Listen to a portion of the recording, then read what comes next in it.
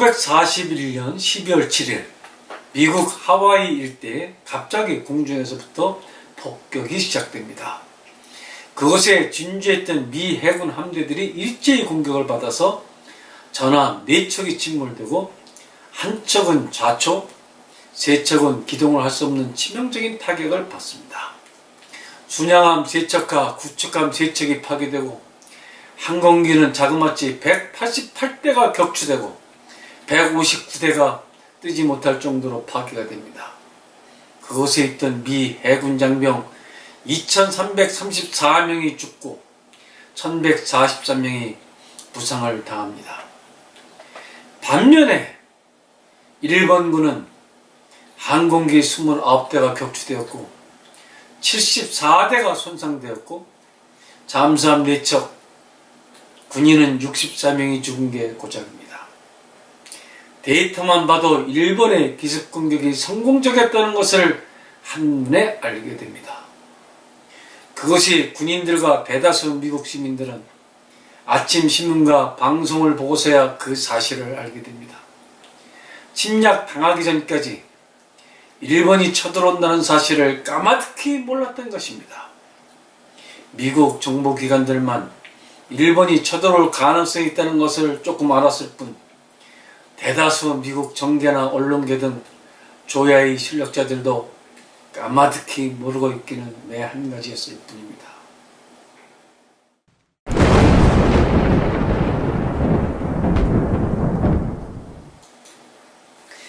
새로운 천년이 시작된다고 전세계가 흥분하고 난리를 치던 밀레니엄의 해를 막 지난 2001년 9월 11일 이번엔 미국의 뉴욕 한복판에 있는 세계무역센터 110층짜리 쌍둥이 빌딩에 민간 항공기 2대가 달라붙어 공격을 받는 전대미문의 테러가 벌어지게 됩니다.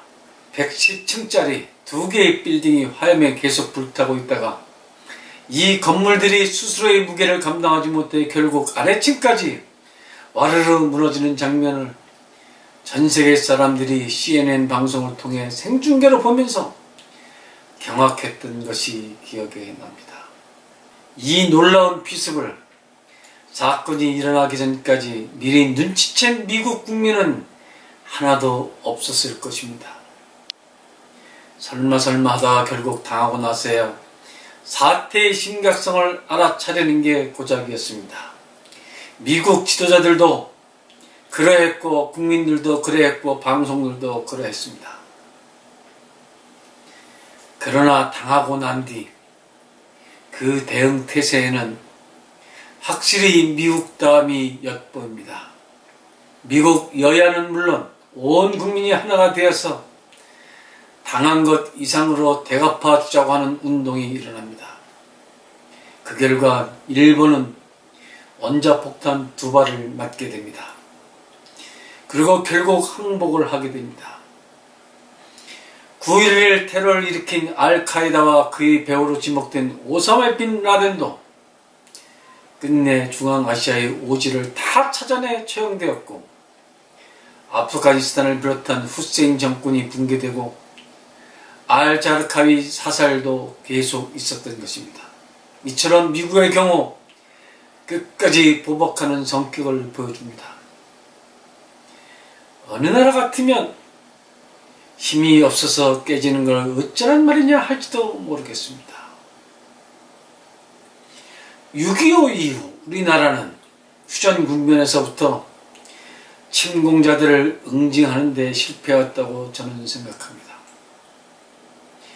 최소 휴전이 불가피하더라도 침공자에 대한 응징 차원에서라도 그 후 휴전선은 평양 근처선까지 올라갔어야 마땅한 일이었습니다. 침략을 해놓고도 마치 아무 일도 없었다는 듯이 원래의 38전 수준에서 휴전선을 설정하는 참으로 어처구니 없는 일들이 벌어졌는데 미국 자기들 나라 같으면 그렇게 했겠습니까? 잘못된 일을 하면 반드시 응징을 당한다는 교훈을 주었어야 타당한데 전후 처리 과정은 전혀 그러지 못했다 하는 이야기입니다. 이것이 두 번째 통안의 아픔입니다. 그러했기 때문에 그 이후에도 여전히 북한의 대남 적화 공작이 계속된 것이 아닌가 저는 그렇게 판단합니다. 지금 이 대한민국이 어물쩡하는 사이에 북한을 추종하는 주사파들에 의해 침공당하고 농락당하고 있습니다. 6.25 때는 탱크를 앞세우고 전면 남침을 시도했지만 지금은 우회 전략으로 위장전술로 대한민국 의회 민주주의를 점령하고 사법과 언론방송, 어린애들의 학교 교실, 심지어 야당까지도 장악하는 오랜 침투 전략을 성공시키고 있는 중입니다.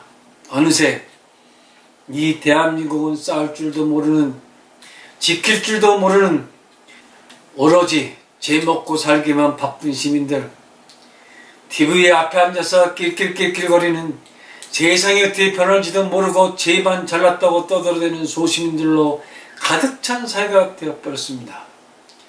분노할 줄 모르는 시민들, 올바른 가치관을 잃어버린 시민들, 자유가 얼마나 소중한지 모르고 선거제도가 엉망진창이 되었는데도 걸게할 줄 모르는 시민들, 4.19를 뭐 때문에 고생스럽게 데모지려나 했는가 하고 오히려 역정되는 시민들, 어느새 이런 허약하고 무기력한 국민이 되어버렸다, 그런 이야기입니다.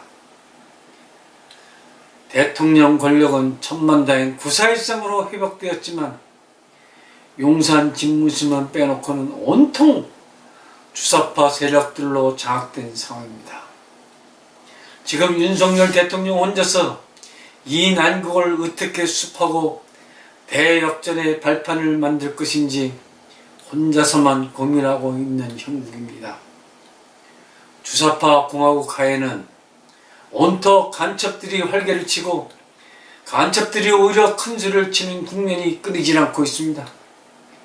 김정은 환영 서울시민 행사를 만들 때까지 김정은이 이 나라의 최고 지도자로 추앙받는 그날이 오면이 실행될 때까지 국민 여러분 숨 죽이면서 잘 살아남으시기를 바람하지 않습니다. 여러분, 기계를 잃어버린 국민들에게 되돌아갈 것은 비참한 굴뚝밖에 없다는 사실을 분명하게 말씀드립니다. 오늘은 여기까지 하겠습니다.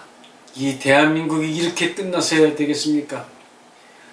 주사파 공화국 하에서 행복이 과연 있습니까?